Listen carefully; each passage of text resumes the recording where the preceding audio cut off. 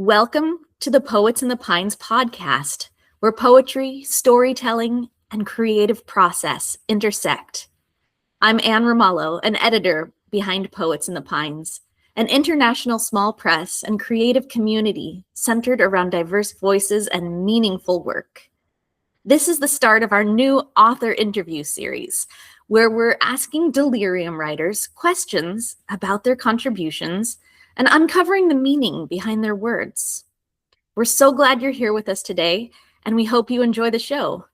Our guest today is Jaimhy. Jaimhy is a writer and poet before anything else. She continuously explores the intersections of universal resonance and personal transcendence, diving into the themes of love, loss, grief, and longing. Her work blends emotional depth with vivid imagery and truth. Also, an avid dreamer, her premonitions inform her perception and artistic expressions, embedded with quiet surrealism and intentional nuances, which sounds fascinating. Jaimhy, I'm looking forward to diving into a conversation. You really captured our interest with your poem, My Ribs Are a Garden, and yours, A Birdhouse. Would you start out by reading us this poem? Yeah, sure. So, my ribs are a garden and yours a birdhouse. I keep coughing up the flowers left at your graveside. The sky turns black and the red leaks through my teeth. My bones feel hollow, kind of like yours underneath your skin, 6 feet. And the only truth that I know is that I loved you. I call out your name 1,000 times, as if I am prepared for what would resurrect. You are covered in dirt, and I hate myself for wanting to water you to see if your love for me would grow. But what I cannot shake is how I cannot stay awake and the memory of the first time I said I love you.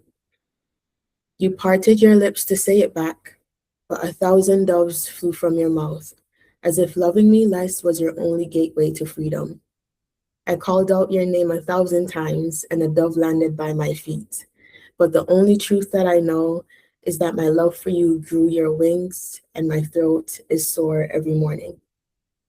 That is so beautiful. It's such a haunting image of a departed loved one, is how I understood it with reading.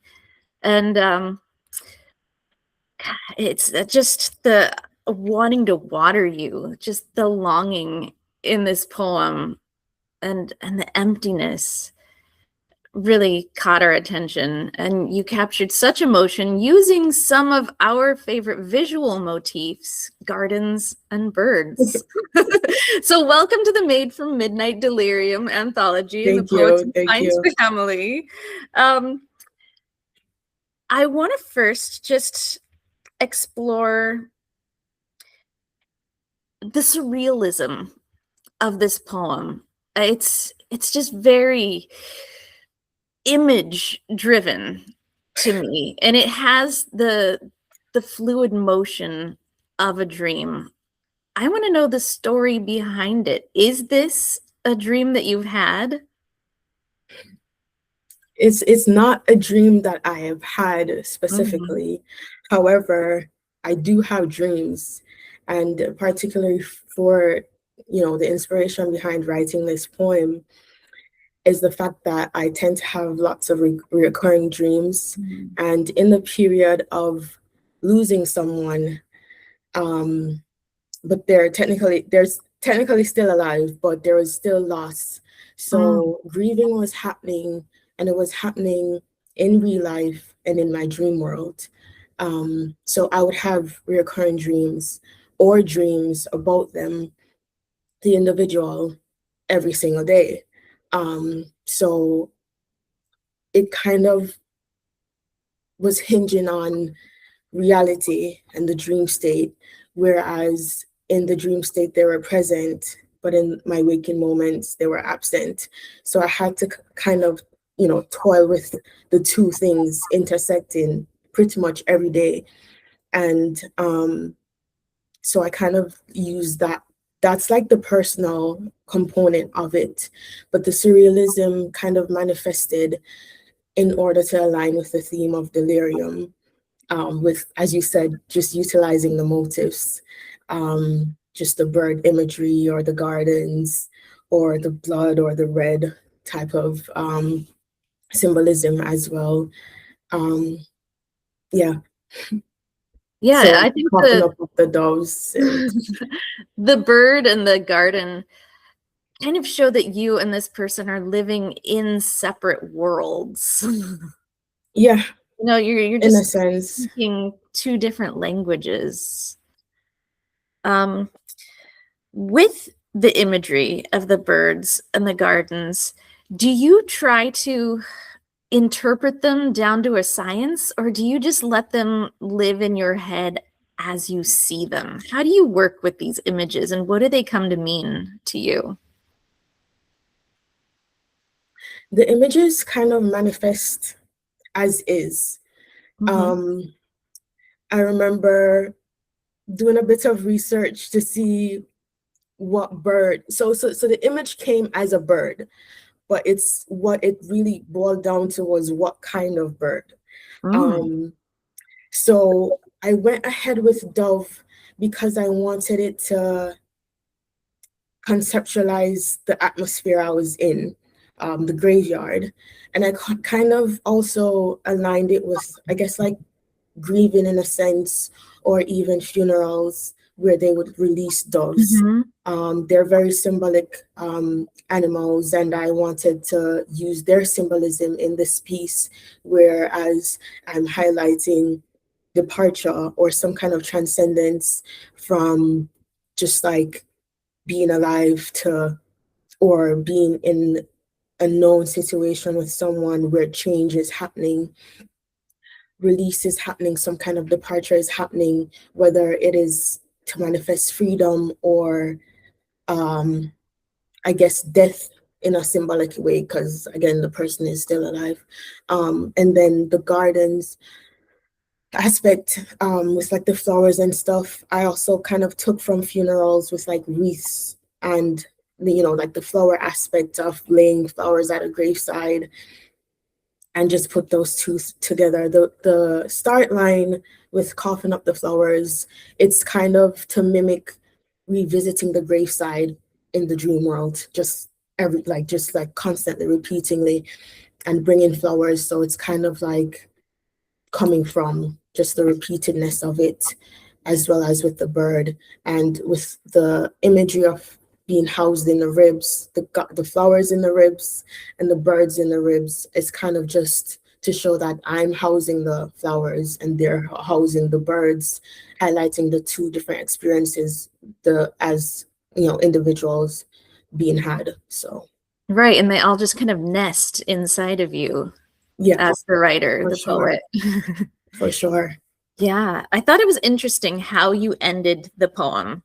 It really highlights the link between the dream world and the waking world. After all of this, my throat is sore every morning. Um, what made you choose to end the way you did?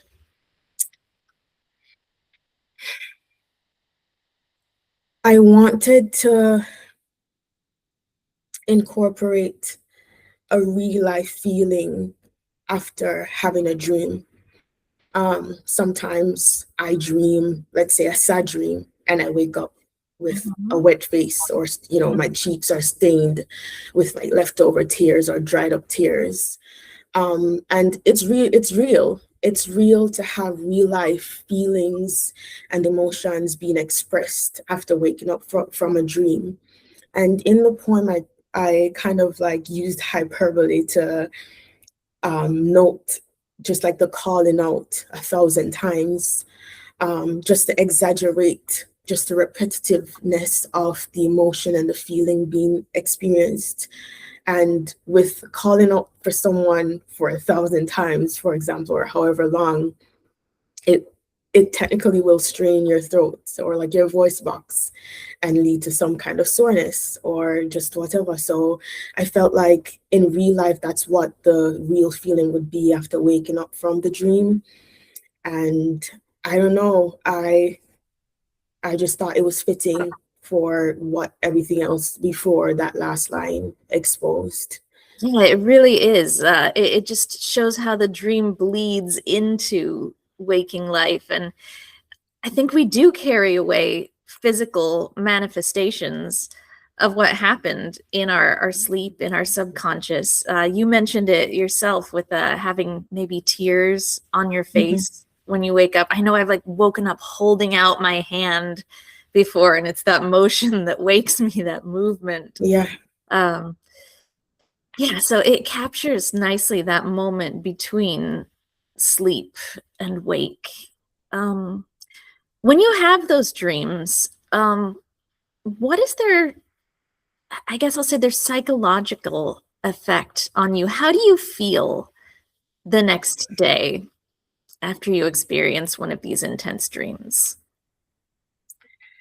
Man, I guess just what stays with you from that? dreams, What is yeah, the dreams take a toll on my body physically and my mind.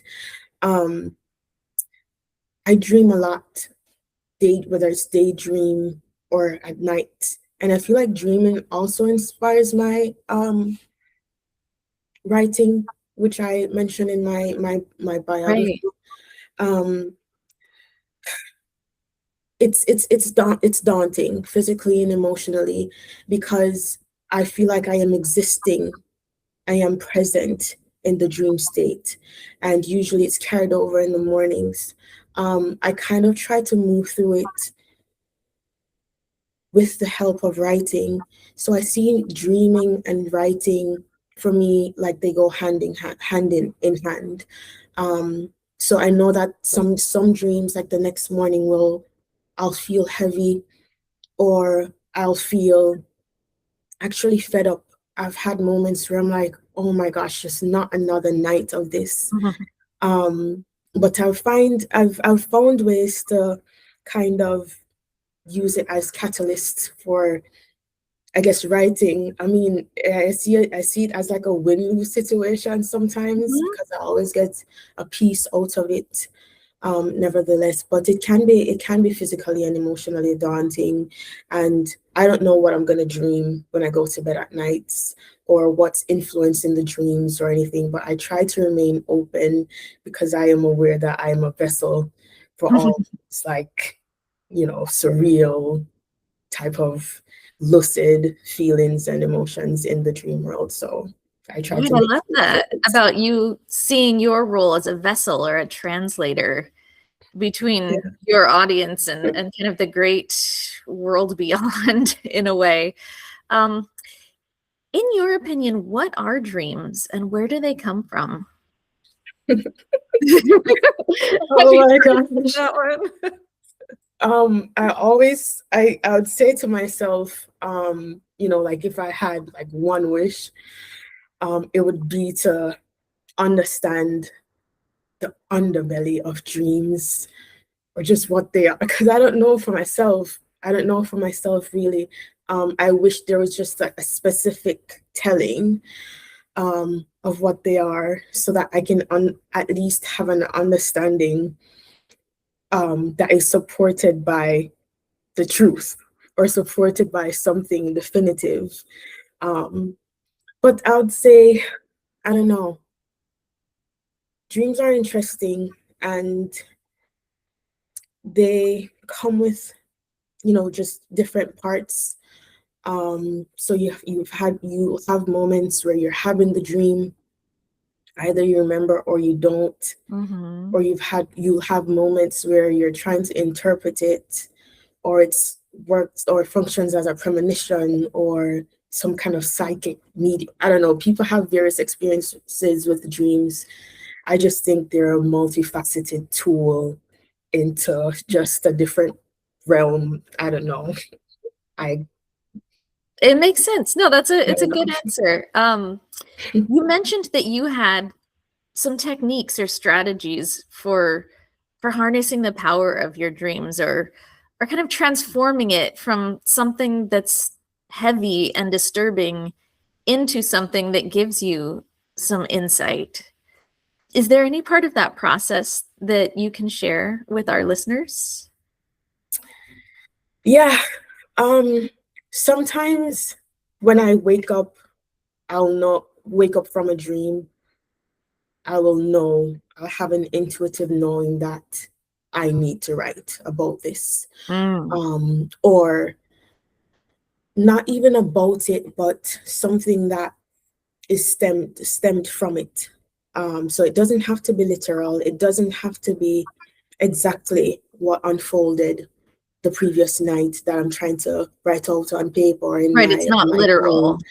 Yeah, it's not really literal, but it still functions as inspiration, and there's an acute knowing that I'll have or feel the morning after, where nothing else really matters other than actualizing it through writing, or building on it, and not so much of interpret like a form of interpretation, but I would probably say just a way of kind of acknowledging it, and then using that method to dispel it, and just, I guess, just be done with it almost. It's kind of like honoring it by writing about it and just leaving it as that, not even revisiting or anything. So Right, the dream is trying to teach you something. It's reaching out to you, and your job as the student is just to listen and process what it's trying to teach you. yeah, absolutely. What I'm getting from this is maybe not every single dream that we have is important, but we do have those important ones that are our teachers. And for you, and I think for me too, I can relate to this. Sometimes I just wake up knowing, wow, yeah, that was a significant dream. And I don't always know how, but I can relate to that. I do feel it sometimes. So I think, For yeah, sure. maybe those are the times where we try to capture something before we fully go into the waking state. I think little bits remain that we can cling on to. Do you remember your dreams easily, or do you have to go through a process before you get up and start moving when you have that intuitive knowing like this was important? Let me tell you, my dreams plague me. Ooh. They plague me. I don't know. It's just something that has just become a part of me.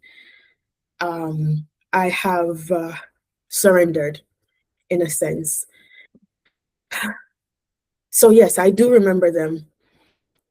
Whether it's in flashes, whether it's the next day or a week or a week later, I will remember the dream that felt significant enough. Let's say I don't remember it in all its parts the morning after, but I still feel that it's significant. I feel it in my body, in my bones. Mhm. It will come, it will pop up at some other point. If I don't remember it in the moment and or throughout the day, it will find me.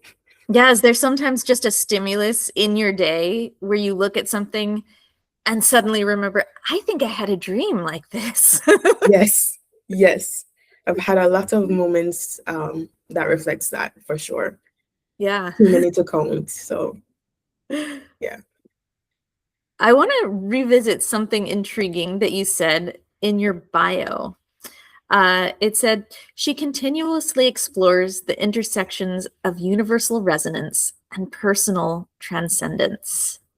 What does that mean to you? Can you tell us more about it, and then how your dreams contribute to the exploration? Um, Universal resonance is kind of simple because I kind of say to myself, I cannot be the only one who feels this way. Okay. Um, so You I are one of kind many. of right. So I kind of want to invite others, even if they're just readers. It doesn't matter, um, a writer or a reader.